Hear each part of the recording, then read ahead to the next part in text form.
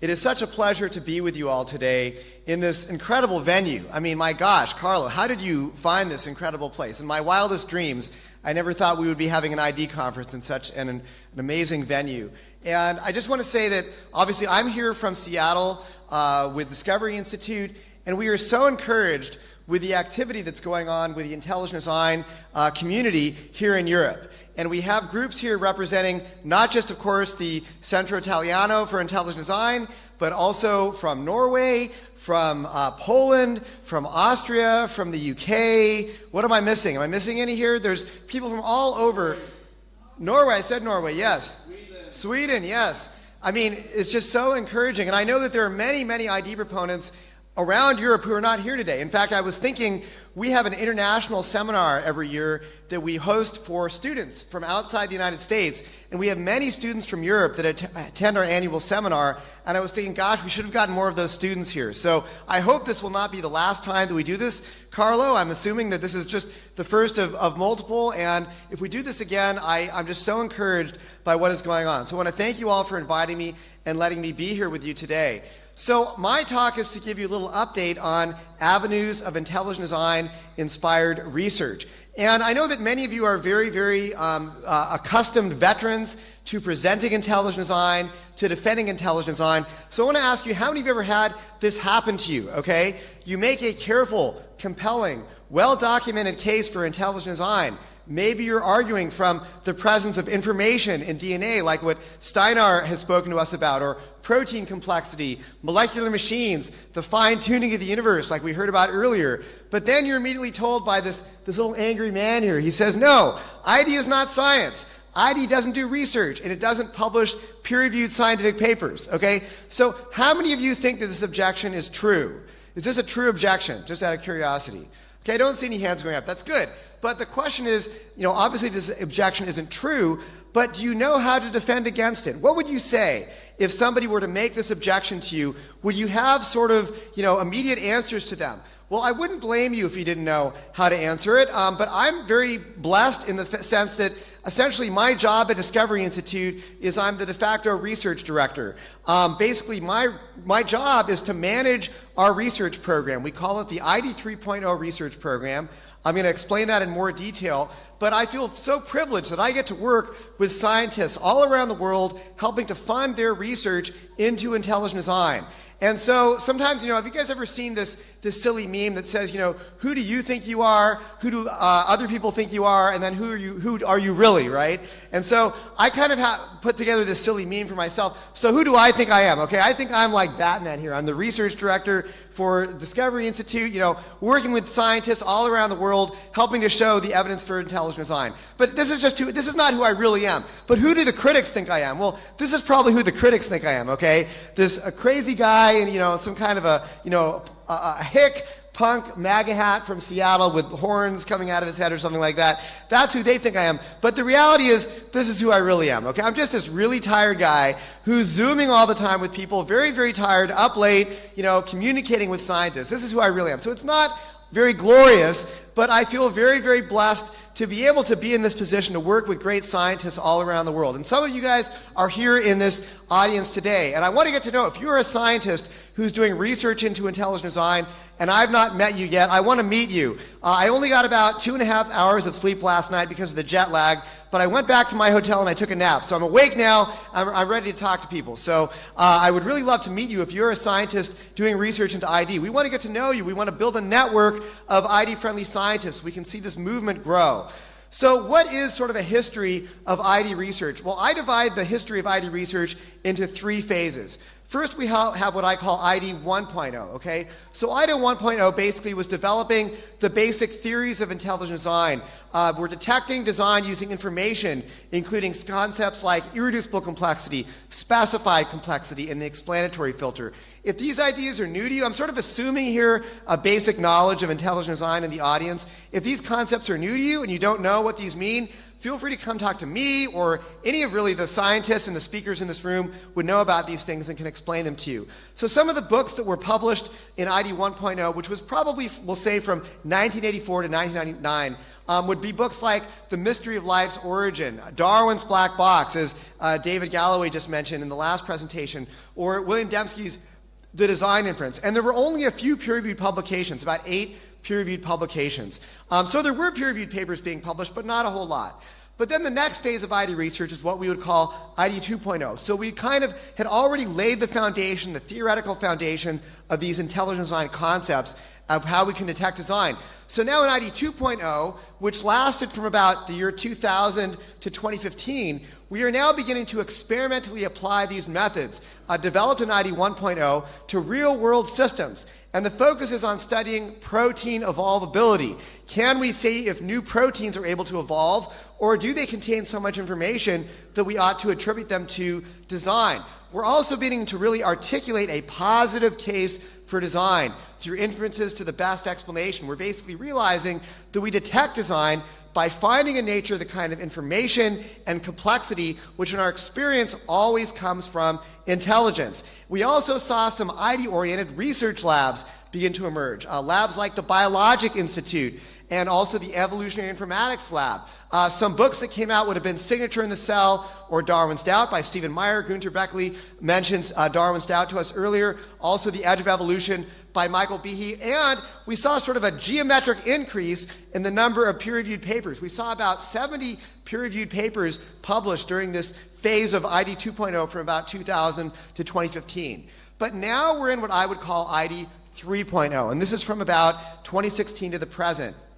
And what we're doing now is we're extending ID 2.0 research to new systems, and we're using ID to answer questions and make novel contributions in burgeoning fields like synthetic biology, systems biology, epigenetics, genomics, junk DNA, phylogenetics, information theory, population genetics, ontogenetic information, paleontology, quantum cosmology, cosmic fine-tuning. I should add engineering. Where's Steve Laufman in the room today? If you want to talk about ID and engineering, talk to Steve Laufman. He can tell you how there's a huge research group of biologists and engineers working together to show how engineering is a better way to study biology. And there's a special emphasis on unexpected features of the genome and new layers of biological information. Aspects of biology that were not expected under an evolutionary paradigm, but that make a lot more sense under intelligent design. Now, of course, when Darwin wrote Origin of Species, he didn't really come up with very much new data, right? He was really just interpreting pre-existing data within his Darwinian paradigm. That's fine. In science, you're allowed to do this. You're allowed to take pre-existing data and say, look, I can make more sense of this data than maybe some other way of looking at it. Intelligent design has done a lot of that, and some of the early ID work, like say Darwin's Black Box, was taking pre-existing information that biology already knew and saying, look, this makes far more sense. All these molecular motors and irreducibly complex machines make far more sense under intelligent design. But now, under ID 3.0, we're not just interpreting pre-existing data or answering questions posed by other paradigms. We are generating our own data, and we are asking questions that ID inspires and answers. And right now, we're funding over 25 separate labs or research groups around the world. So we're very excited about the success of ID 3.0. We published over 100 peer-reviewed papers just in this phase since 2016. In fact, I'm going to show you a chart right now. This is only the second chart this chart has ever been publicly presented, and it's the total number of peer-reviewed pro-ID scientific papers. So if somebody tells you that there are no peer-reviewed pro-ID scientific papers, that's not true. I spent my whole Christmas break last year on a cruise with my wife's family tallying these up.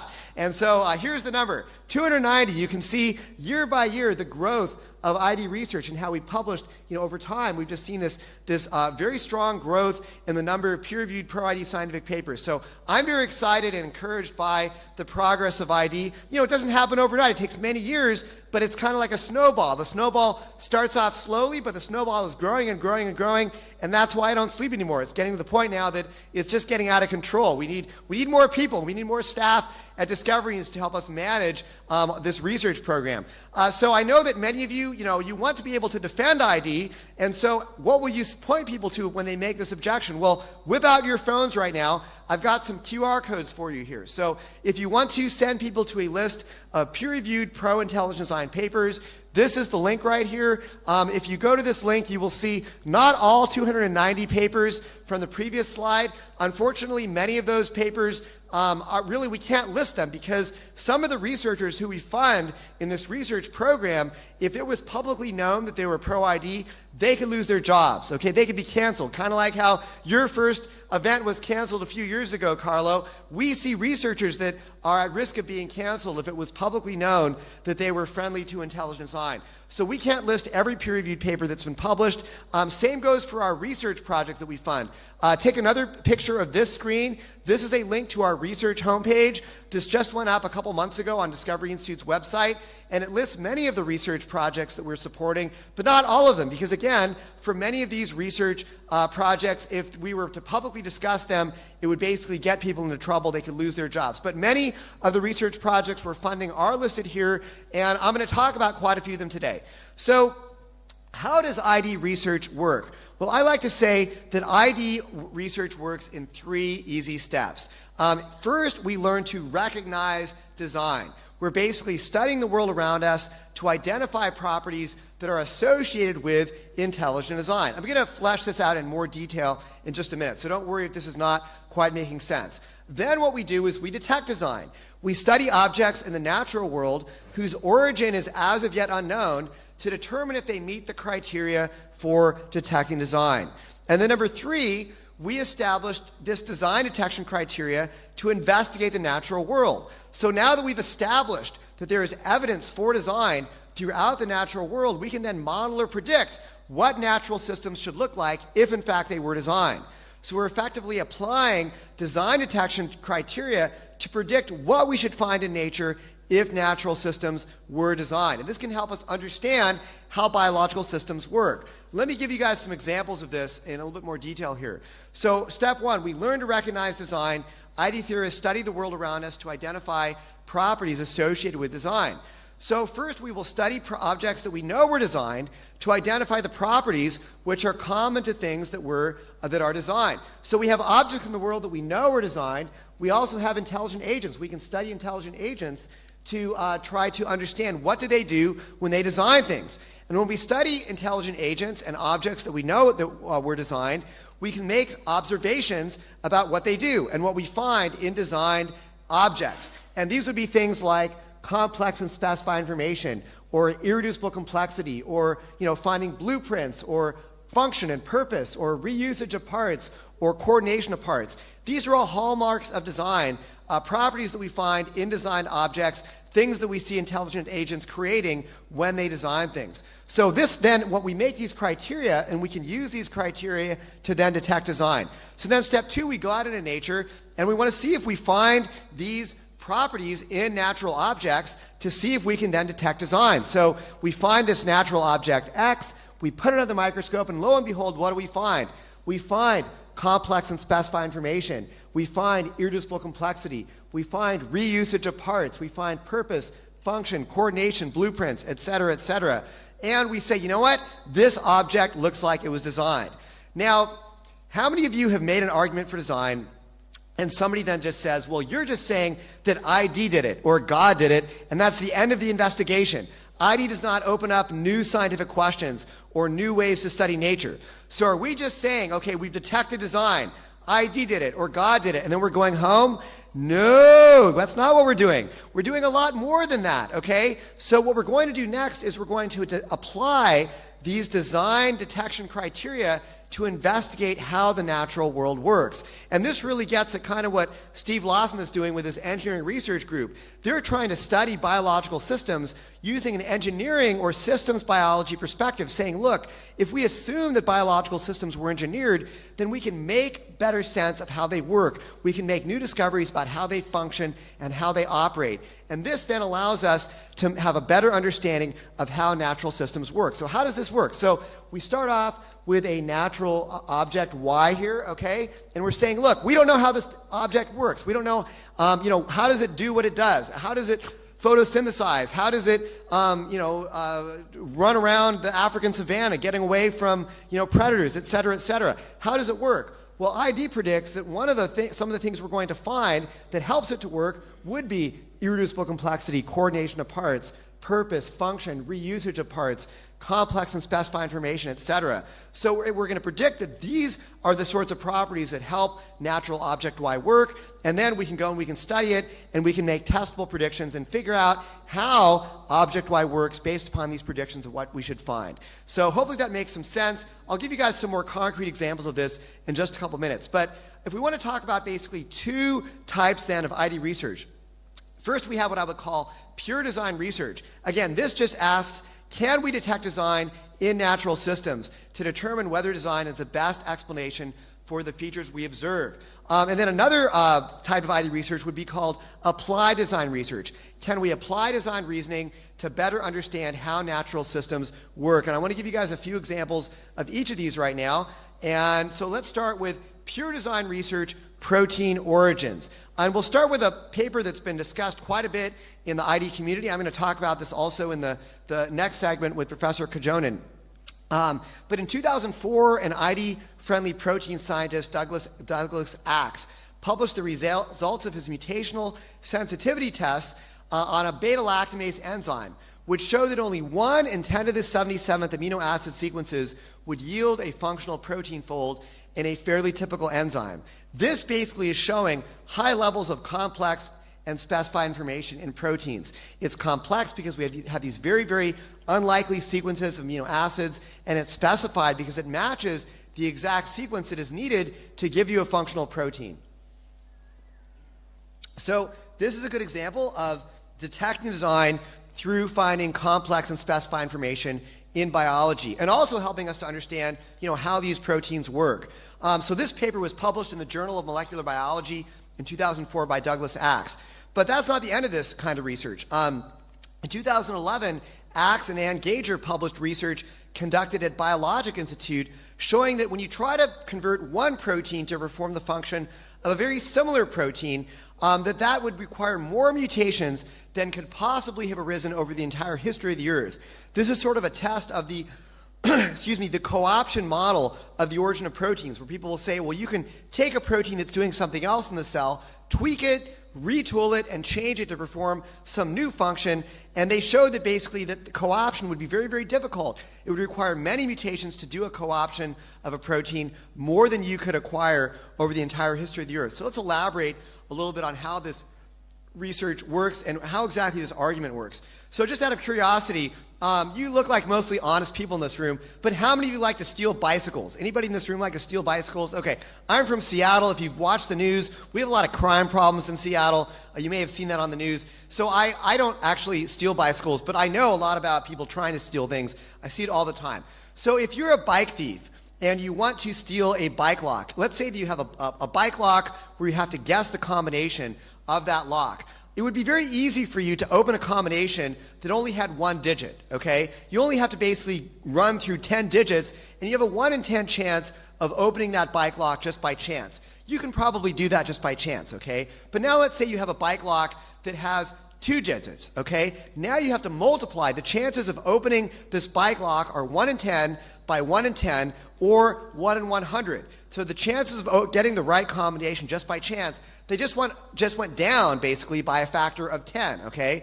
So as you get more digits in your bike lock, you start to basically decrease the likelihood of getting the right combination at an exponential rate. So now, if we have a 4-digit combination, you would need to open up 4 different digits at the same time, and the odds of opening up this bike lock by chance would be 1 in 10,000, okay? So I hope you have a lot of time. So the odds of opening a bike lock by chance decreases exponentially as the number of digits in the combination increases.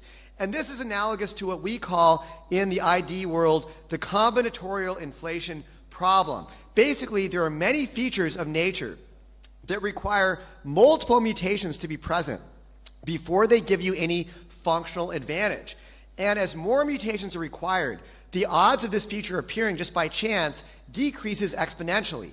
And this quickly decreases or exhausts your probabilistic resources. So what ID wants to ask is, are protein sequences that we see in biology these kinds of multi-mutation features? And this is really what Doug Axe's research directly tested. He found that many mutations would be necessary to produce a functional protein fold when you're looking at the beta-lactamase enzyme. And the odds of getting a functional beta-lactamase enzyme is approximately 1 in 10 to the 77th power. And so many amino acids have to be just right to yield a functional protein fold. Proteins are high CSI features, and they're multi-mutation features. But it turns out that there are many features in biology that would probably be beyond the probabilistic capabilities of Darwinian evolution. This is another ID research paper. In 2004, Michael Behe, along with physicist David Snoke, who studies optics, that great presentation we had earlier today about optics. I'm going to go ask David Snoke to explain this to me later, because I'm not a physicist. But basically, they published a paper in the journal Protein Science that tried to model the evolvability of a trait that just required 2 or more mutations before giving you some functional advantage. And they tried to model this in multicellular organisms, okay?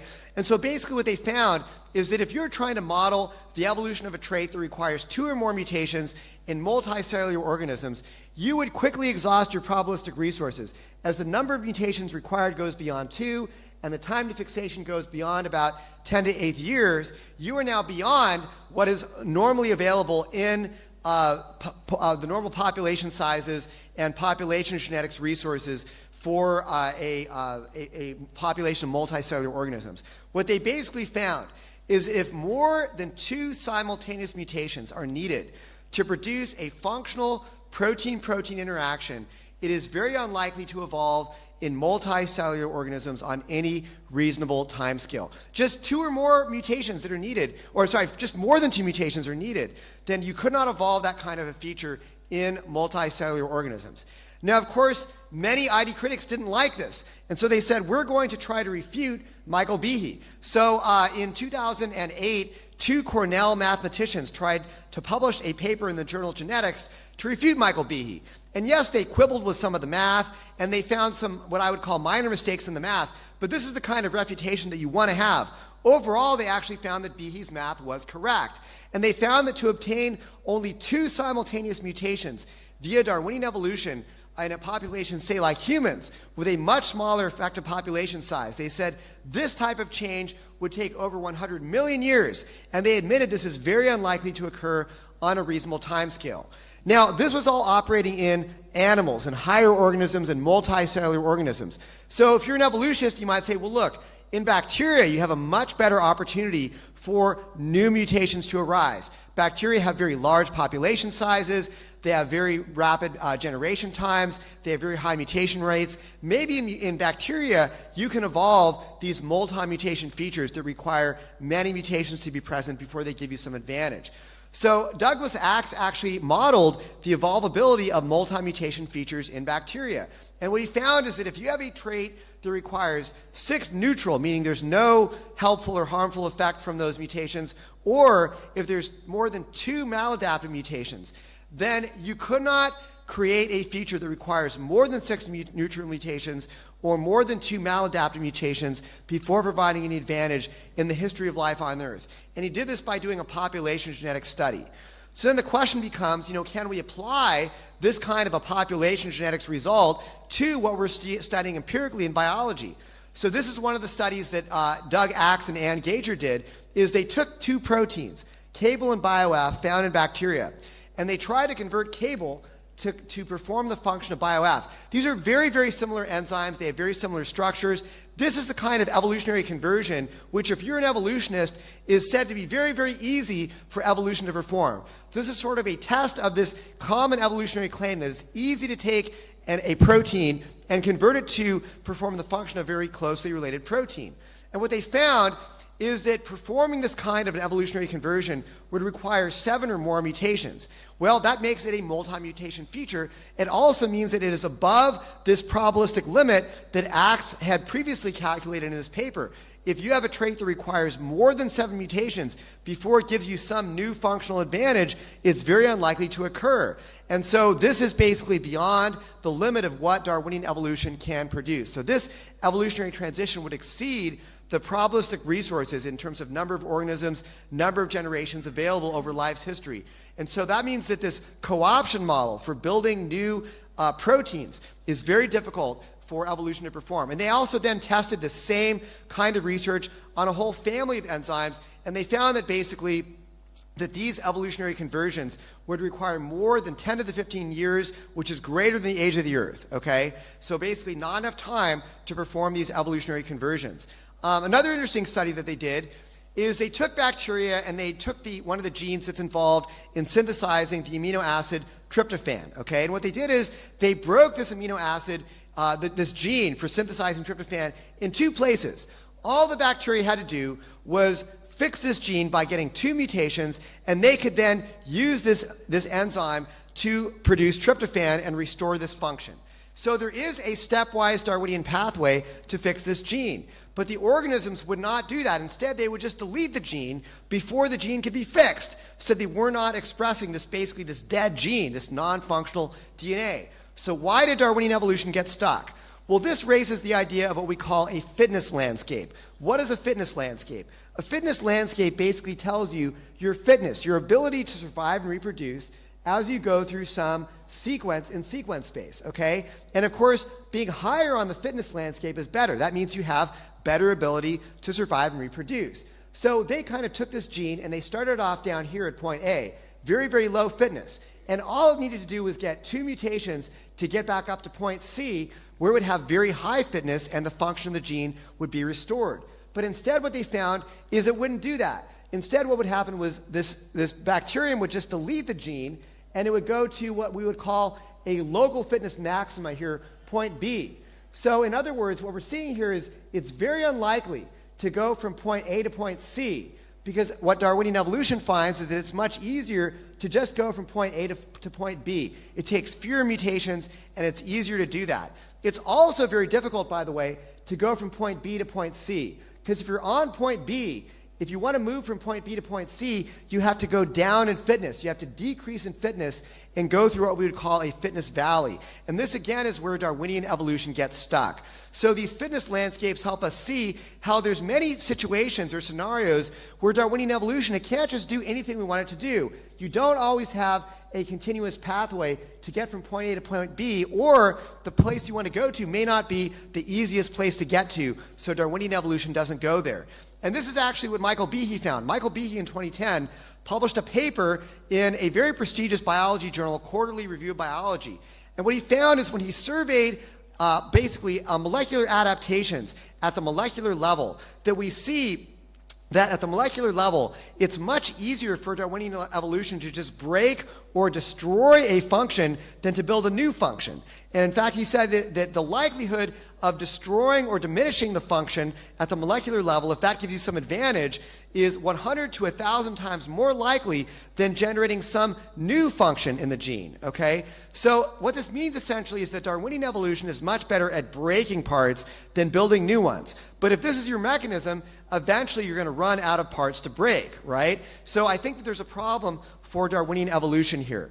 Let's talk about another example of pure ID research. This is a project we're funding at Discovery Institute called the Orphan Genes Project. So what are orphan genes? As we have been sequencing more and more genomes of organisms, it's been discovered that large numbers of genes in every species are unique and unlike any other known gene. These are called orphan genes. In fact, it's been discovered that sometimes up to 10 to 30% of a genome might consist of these orphan genes. Now, orphan genes show genetic discontinuity between species. They challenge evolutionary models because they show no gene source from which new genes can evolve. But orphan genes are entirely expected under intelligent design because they show that information in biology need not be connected to a material antecedent. Information is discontinuous from other material entities because it comes from a mind, not matter. And this project has published 2 peer-reviewed papers. One was published just about a year ago in the journal PLOS One, a very good biology journal, and it's headed up by 2 ID researchers, Paul Nelson and Richard Gunasekera, both very good guys, very bright scientists. Another research project we're very excited about is studying organismal relationships. So, of course, evolution predicts that all living species are related through common ancestry. But efforts to construct a grand tree of life have been stymied because traits often appear in locations that are not predicted by common ancestry. We get genes and parts popping up in places that common ancestry did not predict. But ID predicts that we might be reusing different parts in different organisms to fulfill different functional requirements, what we call common design. Well, there's a computer scientist in the ID. Does that mean I'm out of time here? 2 minutes. Okay, all right. There's a computer scientist in the ID community named Winston Ewart who's developing what he calls a dependency graph model of organismal relationships based upon the principle that software designers frequently reuse the same coding modules in different programs. And so, for example, we see that designers regularly reuse different parts in different designs. We see wheels being used on both cars and airplanes, or keyboards being reused on tablets and cell phones. We see this in biology too. And for example, the human eye and the cephalopod eye that we see in octopus is very similar. There's a very similar design of the camera eye in these 2 organisms. But it's not thought that this similar eye exists in these 2 organisms because they inherited it from a common ancestor. It's not even known if the common ancestor of humans and mollusks had an eye. We don't even know what that eye looked like. So this is what evolutionists would call convergent evolution. But what ID proponents would say maybe a better explanation is common design. And we see this problem all throughout biology. Basically, we see all kinds of difficulties trying to construct a tree of life because we see conflicting evolutionary trees. You take one gene, you get one version of the tree of life. You take another gene, you get another version of the tree of life. This is kind of what Gunter Beckley spoke to us about earlier. So what Winston Ewart did is he tested his model by comparing the distribution of gene families in 9 diverse organisms to a Darwinian tree based upon what he calls a dependency graph distribution, where you can have common design, reusing parts in different organisms. And he found that the dependency graph model for the data 10 to the 3,000th times power better than a Darwinian evolutionary tree. So common design is a superior explanation for many shared similarities among different organisms, and unlike common ancestry, it can account for shared traits that don't fit a tree-like pattern. And he just published another paper last year that applied this to the famous example of echolocation. What are the 2 mammals that use echolocation? They're bats and whales, right? Well, bats and whales are not very close on the mammalian tree. That's probably not a surprise to you, and yet they're the 2 mammals that use echolocation. And so Winston is now using what we would call common design to explain why these different, very different organisms on the mammalian tree use the same mechanisms to hunt and find food. Okay, we're out of time here, so I'm going to give just one last example here. We're going to skip junk DNA, brain blood flow, glycolysis efficiency. I want to talk about this example of vertebrate limb functionality, okay? How many of you have seen this famous diagram in the textbooks which shows these vertebrate limbs, and it says, look, we have a very similar bone structure in the limbs of a bat or a whale or a horse or a human being, and this similar limb structure proves that they share a common ancestor. You may even see people saying, oh, there's no good functional reason for reusing the same bone structure over and over again in different organisms, and this proves common ancestry.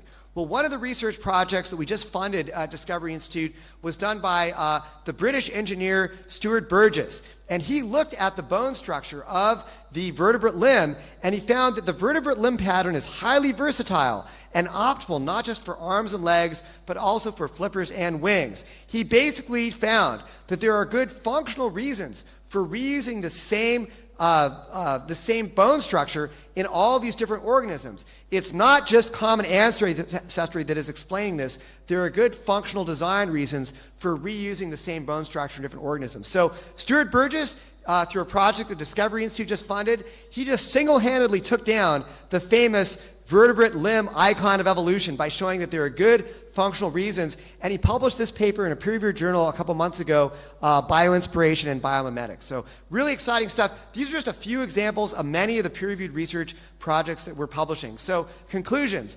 Evidence for design is seen in the information in DNA, protein specificity, information processing in the cell, and irreducibly complex machines. But this is just ID 1.0 and ID 2.0. ID 3.0 now boasts a vibrant research program that is finding evidence for design in orphan genes, systematics, population genetics, fine-tuning the universe, junk DNA, and the engineering principles that were used to build living organisms. This research program is publishing peer-reviewed papers in respectable scientific journals. If you're a scientist and want to contribute, please come talk to me. Thank you very much.